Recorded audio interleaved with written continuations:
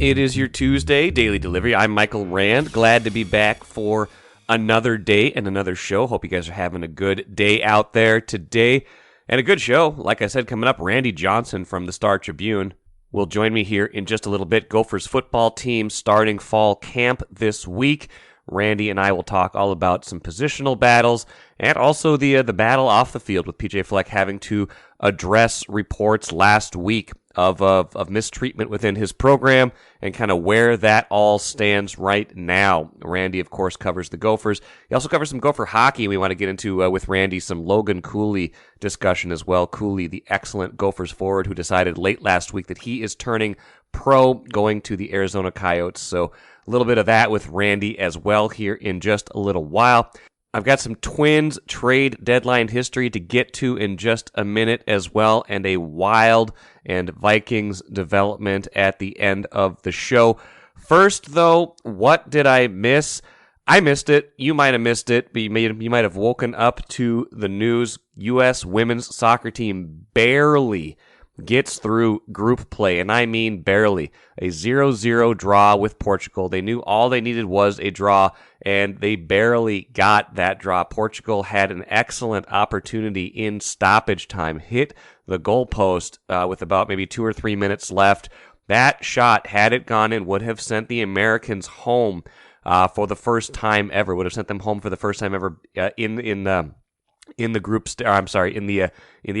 stage. Instead, they do advance to the round of 16, but I think we have definitely seen this is not the dominant, at least so far, American squad that we're used to seeing. A win and 2 draws in group play. And again, I think they were in a pretty good group, so we'll cut them a little bit of slack there. But my goodness, can you imagine the headlines had they lost that game, which started at 2 a.m. Central Time? And by the way, their next game will be 4 a.m. Central Time on Sunday. So these start times doing us no favors for those of us who want to actually watch this. But it's just not the team we're used to seeing. They're the defending champs. They won it last time around.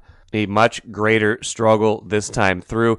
Had a few chances in this game, could have made it a lot easier on themselves. And they don't even win the group. The Netherlands ends up winning the group. They are the second place finisher in the group. Good enough to advance, though. That is really all that matters in group stage. Get out of the group play. Does give them a slightly harder matchup in the next round because they now have to face the winner of that other group instead of the second place finisher. But won't really matter how they got there if they end up going on a run and reaching a semifinal or final stage of this cup, kind of their customary journey. But definitely not the dominant side we're used to seeing, and that showed up certainly in a very tight draw to go through against Portugal. Major League Baseball trade deadline is tonight at 5 p.m. Central. In honor of that, a couple things to note. First, I will have one of our Twins writers on tomorrow's show to talk about what happened, what didn't happen, where the team goes from here. But before that, I wanted to take a look on today's show at some of the moves of the Derek Falvey and Thad Levine trade deadline era. And what struck me as I was going through this, and it's kind of interesting, is they've done, I think, in my estimation, a much better job when they are in seller mode than when they are in buyer mode. So let's keep that in mind as we go through some of these deals. Let's start with the best ones first, just out of fairness. I think some of the best deals they've made, again, were when they were trading established players for prospects.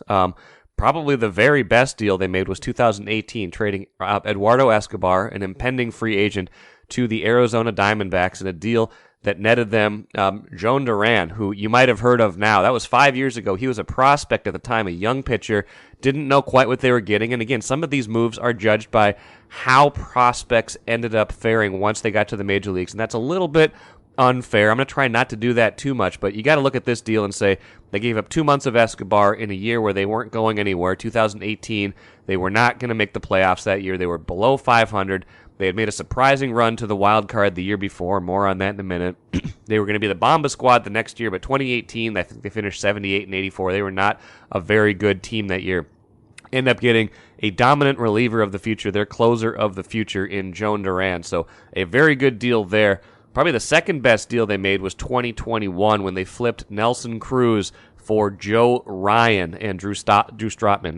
Strotman has kind of stalled, but Joe Ryan, definitely a rotation mainstay. Came in, had a couple good starts in 2021 in September. Was really good for them last season. Has been very good for them this year, albeit a little bit more shaky lately. But that deal, I mean, just giving up, on an impending free agent, Nelson Cruz, and getting back someone who is under team control for years and can be a rotation mainstay. Obviously, a very good deal for the Twins. Even if they had to part with a popular player, they were going nowhere in 2021. That was a good trade for them. I would also put the Jose Barrios deal in 2021 into the good pile, even though Barrios, he's gone on and been steady, his steady usual good self with Toronto. If they weren't going to pay him, they got two very good prospects. Now, those prospects have not panned out yet. Austin Martin, the hitter, and Simeon Woods-Richardson, the pitcher. Woods-Richardson still has plenty of upside. Austin Martin, maybe you can still say that about him, but at the time, those were two top 5 in the organization prospects that they got in one trade for Jose Barrios. I still think that was a good trade, even if those prospects have not worked out, because those guys really had the potential to be special, and they still do. Sometimes that happens with prospects. Sometimes they don't exactly pan out the way you think. Doesn't mean it was a bad trade at the time. Just means that, hey, sometimes prospects miss. They get to this level or they get higher up, and it just doesn't work out. Some of the kind of more neutral moves, you got to mention Jaime Garcia in 2017. They got him and then traded him a week later. They were buyers and then sellers. Now, that was probably the weirdest example of the trade deadline that they've ever done, where they thought they were going to contend in 2017. They got Jaime Garcia to bolster their rotation. A week later, they'd gone on a losing streak. They traded away Jaime Garcia, and then they ended up being the wild card anyway, even after trading away Brian Dozier and Brandon Kinsler, their closer that year. I'm sorry, Dozier was 2018, but Brandon Kinsler that year. They just did not really have a great plan that year, it seemed like, for what they were going to do. And it ended up working out, I guess, although by the time they got to the wild card game, they probably could have used all the pitching they had. Brandon Kinsler would have been useful against the Yankees because, if memory serves, they took a 3-0 lead in that game. Irvin Santana could not hold on to it, and all heck broke loose. They did not end up having a good experience against the Yankees, as is par for the course. Maybe could have used Jaime Garcia, who they did trade to the Yankees, and certainly could have used Brandon Kinsler in that game, although I don't know, if we're being honest, if that really would have made a difference in that single game against the Yankees. But a strange deal that year. Other examples of them being sellers, like I said, the Dozier trade was 2018. They got Devin Smeltzer and Luke Raley from the Dodgers. Luke Raley's having a really good year, by the way, right now for Tampa Bay. Hadn't done much until this year, so I don't know if we can really say that's a great trade or a bad trade. Other times when they were sellers, that's kind of it for being sellers in terms of the notable trades, except for the aforementioned Brandon Kinsler trade. My good friend Chicken Fingers 69 of Sportive podcast fame will never let that one go. Traded him for Tyler Watson and $500,000 in international bonus pool money. That did not work out great. Tyler Watson never really got anywhere, did not get traction in the big leagues, but then Kinsler was an all-star that year, so maybe they could have gotten a little bit more for him that year. Now, on the flip side, when they've been buyers, and that largely refers to 2017, kind of when they got Garcia, but mostly 2019 and 2022. 2020 they won the division, but that was the COVID year. They did not make any deadline deals that year. When they have been buyers, as they appear to be this year, I mean, they could be buyers and sellers if they do anything today, but when they've been buyers, the deals have not tended to work out in their favor. 2019, they acquired Sam Dyson from the Giants for 3 prospects. I don't think the prospects have done much, but Dyson was a disaster. He had arm trouble right off the bat, barely pitched for the Twins, was in off-field trouble, just not a move that really helped them at all. They got Sergio Romo at the deadline that year as well. Romo was useful. I think my biggest gripe about 2019 in retrospect is that's all they did. They definitely needed bullpen help, but that was a team that really could have used more help, a bigger swing. They ended up winning 101 games that year. At the deadline, they were kind of flagging a little bit. I remember they were, the division lead was down. They needed more help than what they got, and certainly could have used more help once they got to the postseason. So I think my biggest gripe with 2019 is that they did not get aggressive enough in pursuing, a more impactful player or players, especially in the bullpen at the deadline. Now, last year, they tried for that impact. They acquired Jorge Lopez from Baltimore. They acquired Tyler Mahle from the Reds. Both of those deals ended up being not so great. The Tyler Mahle deal especially. I mean, you understood it. In retrospect, you get what they were trying to do. Tyler Mahle would have had about a year and a half of team control at the time they acquired him, but ends up, getting shut down due to injury after just a few starts last year. Same thing this year. He barely pitched for the Twins. Don't imagine he's going to be on the roster beyond this season because he's a free agent. And the two prospects they gave up, Spencer Steer has had a very good year for the Reds this year. His OPS over 800, 15 home runs, a middle infielder, right-handed hitter with pop. That would play very well in the Twins lineup. That's exactly what they need right now, exactly what they're probably trying to get at this year's trade deadline is a Spencer Steer type, the kind of guy they gave up last year in pursuit of more pitching, which they have more of now.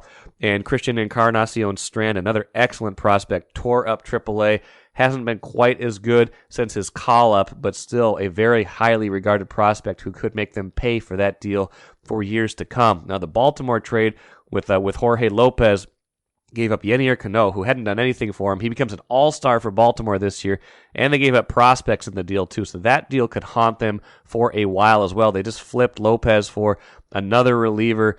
I don't know, just a guy, kind of seems like, I don't know if that's going to really work out all that well or not. That's not a real impact move.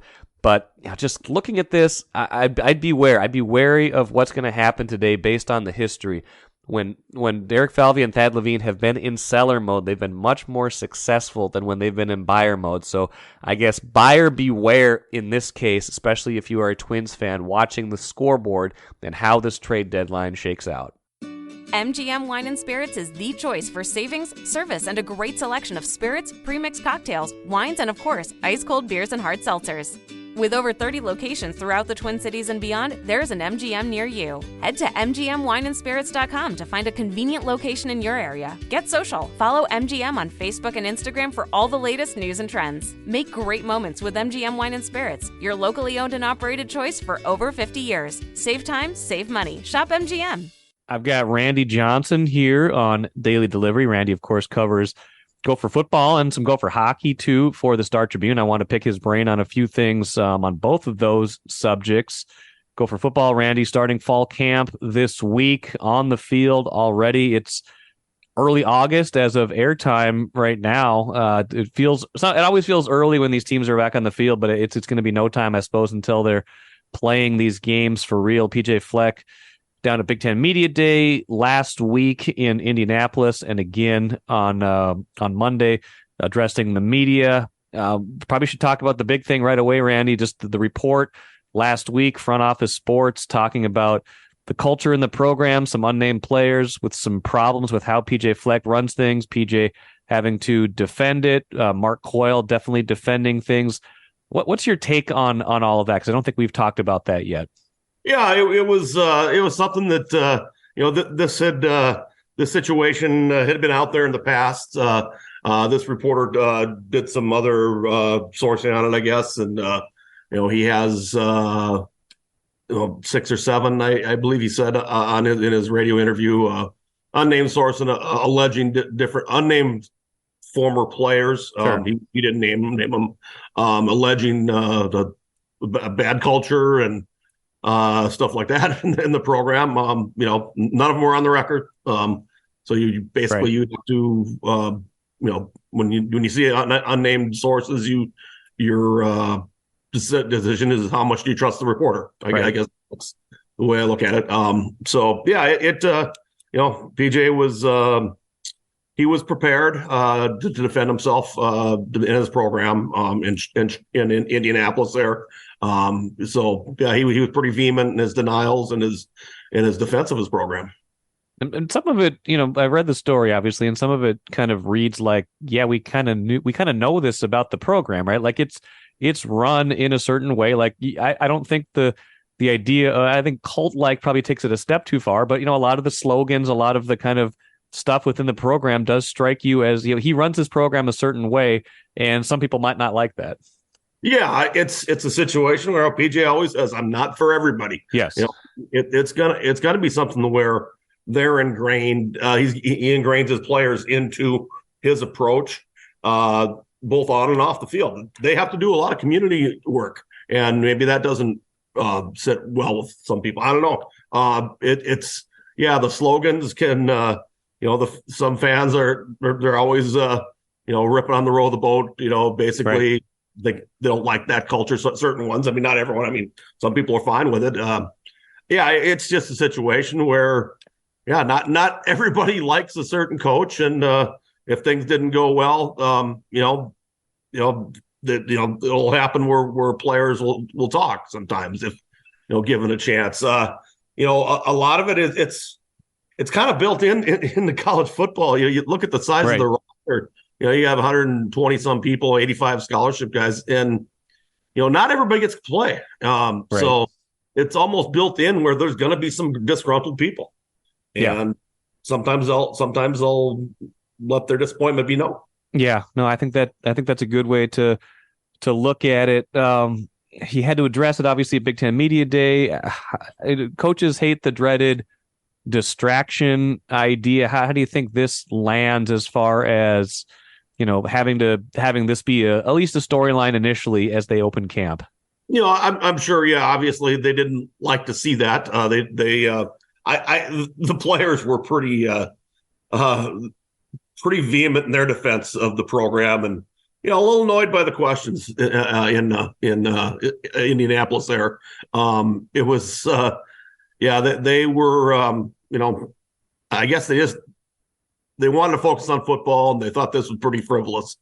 And, there were some choice words here and there peppered in too. Yeah, I'm sure that's not exactly what they want to be talking about. I'm sure the focus was more football when PJ addressed the media on Monday. I listened to some of that. What was your takeaways from some of that piece of it before we circle back on some Big Ten Media Day stuff? Monday was basically they're getting ready. They're back on the field now. Training camp has started. Now their big thing is kind of the theme for the season is poise. They want to develop a poise team. They've got a lot of high end positions that they have to replace. You had an All-American running back in Mohamed Ibrahim, an All-American center in John Michael Schmitz. You had a quarterback who had played forever in Tanner Morgan, and then two drafted NFL defensive backs. So it's there's some holes to fill, and they need to develop. How did as we think about as poise, is that a word or is that an acronym? Or do we have an acronym for poise? Well, we have poise that will go into poison, and so throughout the spring and summer, if you're not poised, it will become poison basically. So PJ was hammering that thought home by having the band Poison played quite often in the football facility and in the weight room and everything, and to the point where the players say, "Hey, okay, we get it. Maybe a little bit less Poison music in here." That's funny.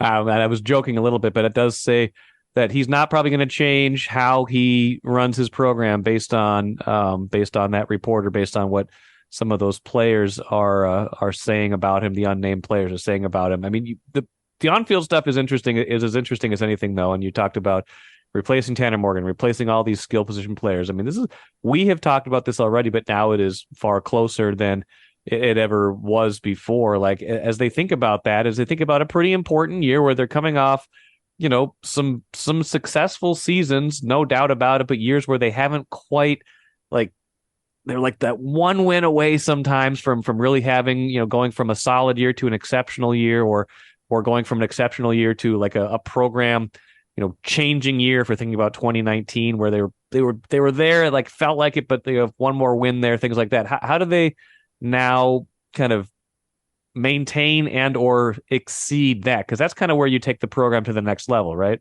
Yep. Yeah. And basically what he talks about a lot too is cultural sustainability. Okay. How does that program, how does that the floor tend to increase where you're not replacing a starter with, like, say, a freshman. You're replacing a starter with an experienced, third year sophomore, fourth year junior, something like that. That's one thing where they've been trying to develop depth with experience, and you're gonna see some of that. A good example is Nathan Bowe, who's gonna be taking over at center for John Michael Schmitz. He's been with the program for quite a while. He's played some. He hasn't played a ton, but he's played more than a lot of reserves. So it's just, it's lifting that floor of the program. So the end of it right. was a little higher. I mean, yeah. So basically, in 2019, in the last 2 years, they flipped one Big Ten game. In any of those years, one specific Big Ten game, they're playing in the Big Ten title game. Right. So they've been very close. It's just they need to break through. One of them, they need to break through against is Iowa. And they've beaten Iowa under PJ Fleck. They go there this year, and they haven't won in Iowa. The program hasn't since 1999. Wow. I didn't realize it was that long. I mean, for a while, Wisconsin was at Iowa. They've beaten them. Right. And for a while, Wisconsin was the big one they had to overcome, and it still is, but they've done that now a couple times recently. You talk about raising the floor, and I think it's interesting, kind of like changing what's expected success, what's baseline success, like going to a spot where 8 or 9 wins is no longer surprise. It's still a baseline good season, but that's kind of the floor you establish at a certain point. It becomes harder now, though, because like we've talked about too, like the schedule will get tougher and is getting tougher even already now, and especially as we kind of talk about more Big Ten games, UCLA, USC coming in the year, things like that. Like it doesn't get any easier from a schedule perspective. No, and this year especially too, because they have both Michigan and Ohio State on there. Yeah, the way and people have asked him about the challenging schedule. He's calling an opportunistic schedule. He said we have opportunities in there to improve. So that's he's taking it on his players, like not to don't shy away from the challenge. Yeah, and I'm sure the Minnesota and the Fleck stuff was brought up a lot at Big Ten Media Day, but I have to imagine the Northwestern stuff dominated a lot of that. In addition to Harbaugh, he was talking about the suspension in Michigan, like a lot of off-field stuff that was percolating, I'm sure, as those days were going on. Yeah, that's the way it's been going lately with Big Ten Media Days. So I remember covering it one year in Chicago, and the big story was Urban Meyer, his defense of an assistant coach who had gotten into domestic abuse trouble. Then 2 years ago, it was Oklahoma and Texas leaving the SEC, so people were acting that. Last year it was USC and UCLA coming into the Big Ten, so that was the big story there. So it seems like every summer it's not all about football, and more often than not, it's more about off the field stuff. Yeah, no doubt. Well, I mean, camp is always interesting. I mean, if you had to pick any positional battles, things you're looking for in camp as early storylines, I mean, fans get a first chance to see the Gophers on the field, I believe, Saturday, the open practice. Like, what are we looking at in terms of, not just like players to watch, but like competition where really there's things that are unsettled and will be settled in the next few weeks? Yeah, some of the things I'm looking at, and Saturday, 7 p.m., Huntington Big Stadium, their first open practice. They have another one on August 15th. I believe that's a Tuesday. It's a 3:30 at the Athletes Village. But yeah, so Saturday, I'm looking at running back. Some big shoes to fill in Mohamed Ibrahim. Transfer Sean Tyler from Western Michigan, a very good all-purpose back. He obviously will be getting a good chunk of the carries, but I'm not sure he's the workhorse that Mo was. So then you probably get a good look at Zach Evans, redshirt freshman from last year, and even true freshman Darius Taylor, kid out of Michigan, who he had several 400-yard rushing games last year. He's pretty legit player, it looks like. So those guys I'm interested to see what happens there. Offensive line, they have to fill some holes there. That'll be interesting. A linebacker spot and a cornerbacker spot. We'll see what happens there. Those are the ones I'll be looking most at. They need to generate a better pass rush this year. So we'll see how players like Ja Joyner and Danny Strigo, how they develop. There's some places. There'll be some interesting battles. Wide receivers, another one. They've revamped that room and brought in a couple transfers who should be able to make an immediate impact.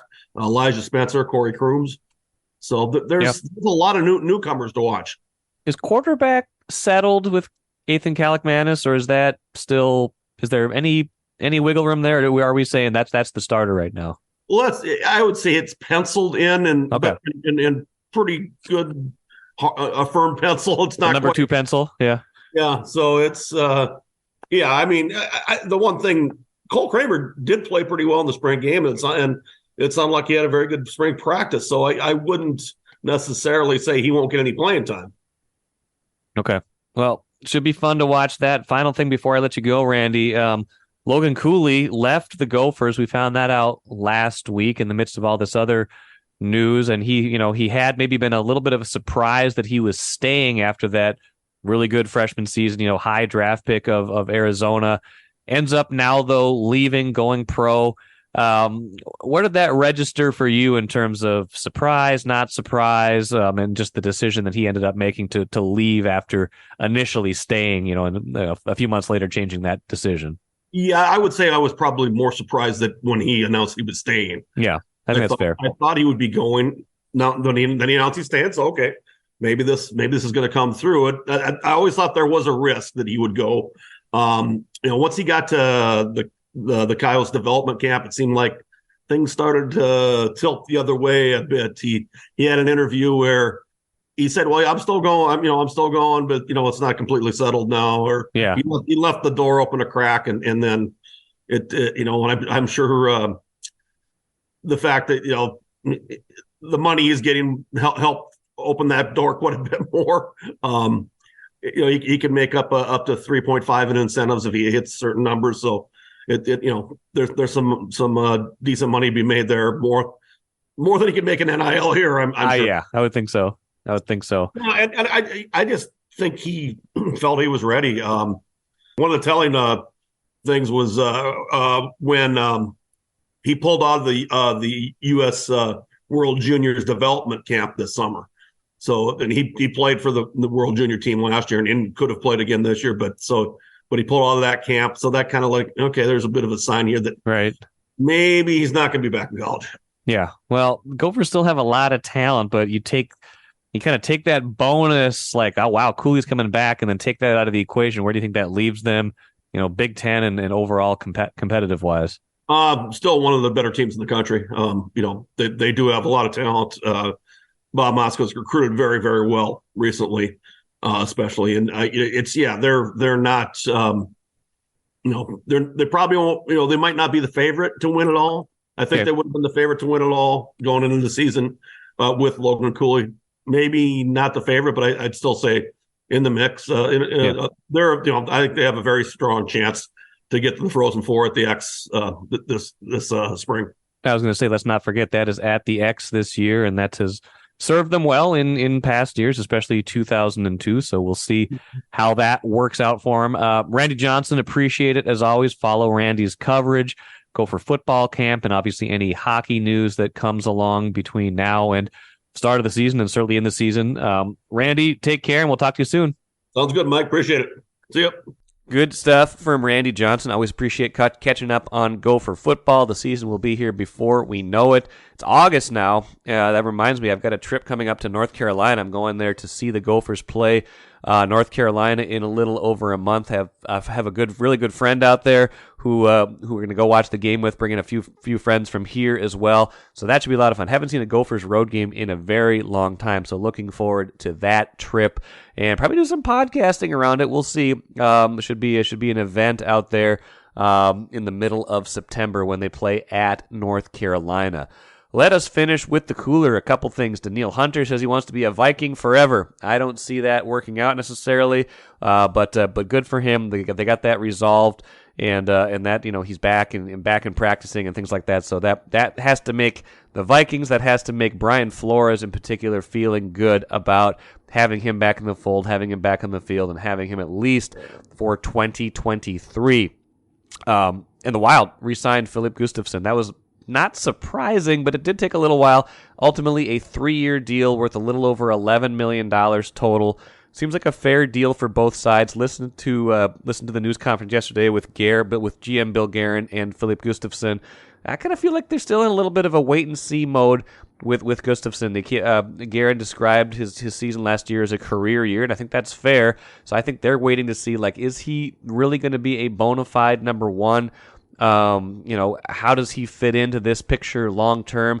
They've obviously got Marc-Andre Fleury still this year. They got Jasper Wallstedt waiting in the wings in the minor leagues. Where does Gustafsson fit overall as the years go on? But he'll be here for 3 years. If he's anything close to what he was last season, this will be a very good starting point for them to have goaltending-wise going forward. And you compare him with Wallstedt in future years, you're going to have relatively low-cost goaltending and potentially very good goaltending, and those are two very good things to have. So not even a good problem for the Wild, just seems like they've got that position, at least for now, at least in the near term and medium term, and potentially long term, depending on how good Wallstedt is. They've got that position pretty well figured out. That's it for me today. Like I said, I should be joined tomorrow by one of our baseball writers, still sorting out whether that's going to be Phil Miller or Bobby Nightingale, but one of those guys will join me to break down the trade deadline. I think we're going to have some Vikings talk later in the week, maybe some Bally Sports chatter as well, just kind of catching up on the latest on sports on TV and how you watch sports and where we are with, potentially where the Twins might be in 2024. So hoping to bring you that on a show later this week as well. Until then, have a great rest of your Tuesday. I'm Michael Rand, back at it again tomorrow.